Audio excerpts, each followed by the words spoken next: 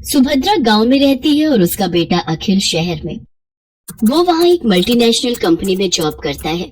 सुभद्रा का बेटा अखिल अचानक से शहर से उससे मिलने गांव आया था। बेटे को देखकर वो बहुत खुश हुई और फिर से वही शिकायतें उसकी शुरू हो गई जो हर माँ की होती हैं। कैसी शक्ल बनाकर रखी है तूने? कितना दुबला हो गया रे तू? अरे खाना पीना ठीक से खाता नहीं है क्या? बहुत काम करवाते हैं क्या ऑफिस वाले? अरे माँ कहाँ दुबला हुआ हूँ, वैसा ही तो हूँ। पता नहीं यार माँ की आँख ऐसी क्यों होती है, उसे अपना बच्चा दुबला ही दिखता है। तुझसे तो बोलना ही बेकार है। सुन, तू हाथ मुंह धो ले, मैं तेरे लिए आलू के पराठे बनाकर लाती हूँ।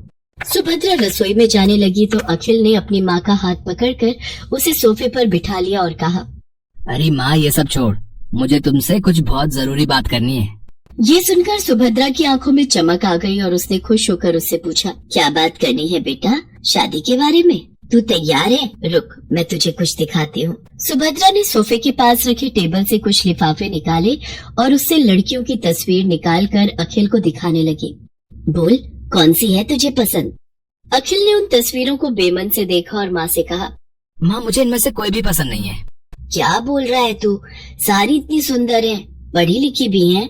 तब अखिल ने अपनी माँ से जो बात कही उसे सुनकर उनके चेहरे पर चमक आ गई। अरे सच, तूने लड़की पसंद कर ली है? अरे कौन है वो? क्या नाम है उसका? कहाँ की है? अरे माँ एक साथ इतने सारे सवाल। ये कहकर अखिल ने अपना मोबाइल निकाला और उसकी गैलरी से आकांक्षा की तस्वीर निकाल कर दिखाई। उसे देखकर सुभद्रा बहुत खुश हुई। वाह, कितनी सुंदर है मेरी बहू। मैं बहुत खुश हूँ बेटा, बहुत खुश। अखिल और आकांक्षा की शादी हो गई। जब वो पहली बार उसे लेकर घर आया तो सुभद्रा द्वार पर उसकी आरती उतार रही थी, तो आकांक्षा को ये सब पसंद नहीं आ रहा था। आकांक्षा शहर में रहने वाली मॉडर्न ख्यालों की लड़की थी। उसने सुभद्रा से कहा, क्या मम्मी जी, अब ये सब कौन करता है? अरे क्यों नहीं करता, सभी करते हैं। लक्ष्मी हो तुम मेरे घर की, और लक्ष्मी का स्वागत तो ऐसे ही किया जाता है। सुभद्रा की बातों को सुनकर आकांक्षा ने अपना मुंह बना लिया। अखिल चाहता था कि आकांक्षा थोड़े दिन माँ के साथ रहे, क्योंकि उसकी कंपनी वाले उसे देश से बाहर भेजने वाले थे। आकांक्षा ने भी कभी गांव देखा नहीं था, इसलिए उसने अखिल की बात टाली भी नहीं। ठीक है बाबा, लेकिन जल्दी आ जाना, मैं यहाँ अकेले बोर हो जाऊंगी। अखिल शहर चला गया। एक दिन की बात है, सुबह का समय था। आकांक्षा अपने कमरे में सोई हुई थी। सुभद्रा घंटी बजाते हुए पूजा कर रही थी। घंटी की आवाज से आकांक्षा डिस्टर्ब हो रही थी। वो गुस्से में बाहर आई और सुभद्रा से कहा, क्या मम्मी जी, सुबह सुबह इतना शोर क्यों कर रही हैं आप? ऐसा नहीं कहते बहू, मैं पूजा कर रही हूँ और अब तो सुबह के 7 बज गए। 7 बज गए तो मैं क्या करूँ? मुझे आप जैसे गवारों की तरह जल्दी उठने की आदत नहीं है। चलिए अब बंद करिए ये सब और मुझे सोने दीजिए। सुभद्रा को अपनी बहू की बात बहुत बुरी लगी, लेकिन वो चुप रह गई और खुद को ही दोष देने लगी। मेरी ही गलती है। अरे वो शहर की है, वहाँ लोग देर से सोते हैं, देर से जागते हैं। मुझे इस बात का ख्याल रखना चाहिए। आकांक्षा ज्यादातर समय या सोकर बिताती या अपने दोस्तों से बात करके। वो सुभद्रा की कोई मदद नहीं करती। एक दिन वो फोन पर बातें कर रही थी और सुभद्रा अपने बैल को चारा दे रही थी, तो अचानक उसका बैल जोर से रंभाने लगा। अरे क्या हो गया, क्यों गुस्सा कर रहे तू? मैं आ तो गई खाना देने। हाँ ठीक है, मैंने आज थोड़ी देर कर दी। अरे क्या करती, मेरे घुटनों में जोरों का दर्द जो था। बूढ़ी हो गई हूँ ना मैं। उधर फोन पर बातें करती आकांक्षा की दोस्त ने बैल के रंभाने की आवाज सुनी तो उसने कहा, अरे क्या बात है आकांक्षा, तबेले में है क्या तू? ये पीछे से कैसी आवाज आ रही है? अरे गांव है ना ये, यहाँ तो गाय भैंस की आवाज आएगी ना, कोई डीजे तो बजेगा नहीं। अच्छा सुन, मैं तुझसे थोड़ी देर में बात करती हूँ। आकांक्षा ने फोन काटा और सीधे सुभद्रा के पास पहुंची। क्या मम्मी जी, आप लोगों को जरा भी तमीज नहीं है क्या? अरे मैं फोन पर बातें कर रही हूँ और आपका ये बैल शोर कर रहा है। अरे मेरी बेइज्जती होती है दोस्तों के सामने। आपको बड़ा मजा आता है ना मुझे तंग करने में। ये तुम कैसी बातें कर रही हो बहू? मैं भला तुम्हें क्यों तंग करूंगी? और जहाँ तक बात रही इसके रंभाने की, तो इसे भूख लगी थी। अब ये बेचारा हमारी तरह खाना तो मांग नहीं सकता, जानवर है ना। ये जानवर है, आप तो नहीं।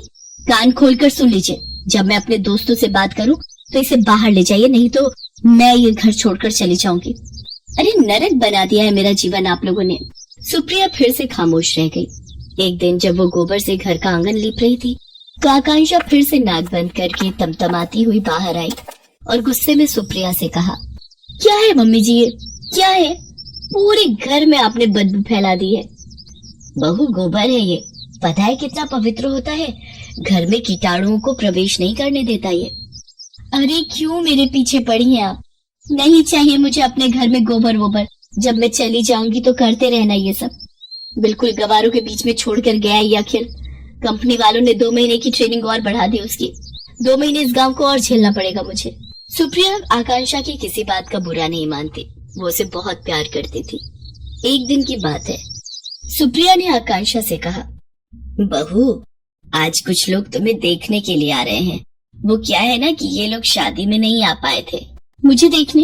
अरे मैं क्या कोई नुमाइश की चीज हूँ जो मुझे देखने आ रहे हैं? सुनिए, उन लोगों को मना कर दीजिए, मुझे किसी से नहीं मिलना।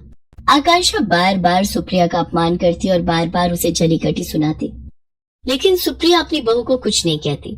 उसे हमेशा यही लगता कि बहू शहर की है, वहाँ के तौर तरीके अलग होते हैं, उसे वो बदल नहीं सकती। एक बार की बात है, सुप्रिया कुछ दिनों से बहुत बीमार थी। उसका बुखार उतरने का नाम ही नहीं ले रहा था, लेकिन आकांक्षा को इन सब बातों से कोई फर्क नहीं पड़ता था। एक दिन आकांक्षा छत की बाउंड्री के पास खड़ी होकर अपने दोस्तों से बातें करते हुए और अपनी सास की शिकायत करके अभी फोन रखा ही था कि तभी न जाने कैसे उसका पैर फिसल गया और वो छत से नीचे गिर पड़ी। आह! आकांक्षा की आवाज सुनकर सुप्रिया भागी भागी बाहर आई। उसने देखा कि आकांक्षा जमीन पर गिरी तड़प रही है। बहू, बहू, अरे ये कैसे हो गया? आकांक्षा लहूलुहान हो गई थी। गांव में अस्पताल 4 किलोमीटर दूर था। सुप्रिया को समझ नहीं आ रहा था कि वो क्या करे। तभी उसे अपने बैल के रंभाने की आवाज आई।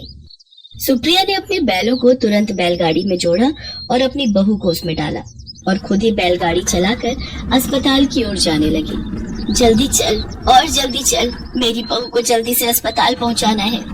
दोनों बैल पूरी तेज गति से भागने लगे। कुछ देर बाद ही वे सभी अस्पताल पहुंच गए। आकांक्षा की गंभीर हालत देखकर डॉक्टर ने उसे तुरंत एडमिट कर दिया और उसका इलाज शुरू कर दिया। कुछ देर बाद डॉक्टर ऑपरेशन थिएटर से बाहर आए। अब आपकी बहू की हालत में सुधार है। अगर आपने उसे लाने में जरा भी देर की होती तो कुछ भी हो सकता था।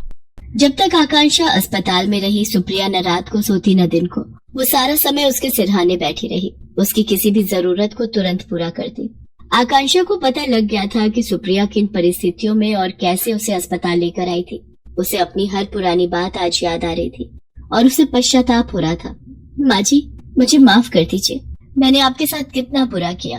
क्या नहीं कहा आपको, लेकिन आपने मेरी जान बचाने के लिए क्या कुछ नहीं किया। मेरी गलतियों के लिए माफ कर दीजिए। अरे कोई गलती नहीं की तूने, तू ठीक हो गई बहू, बस मेरे लिए यही सबसे बड़ी बात है। तभी आकांक्षा को बैल के रंभाने की आवाज आई। वो उस आवाज को सुनी रही थी। तभी, पता है तू यहाँ बीमार है तो मेरे दोनों बैलों ने भी खाना पीना छोड़ दिया है। वो अस्पताल के बाहर ही खड़े रहते हैं। सच कहूँ तो वो ना होते तो पता नहीं मैं तुम्हें कैसे अस्पताल लेकर आती। सुप्रिया की बातों को सुनकर आकांक्षा की आंखों से झरझर कर आंसू निकलने लगे। वो बाहर निकली और बैलों को गले लगाकर उनसे भी माफी मांगी। आकांक्षा बदल गई थी। उसे गांव अच्छा लगने लगा था और सुप्रिया में तो उसकी जान बसने लगी थी।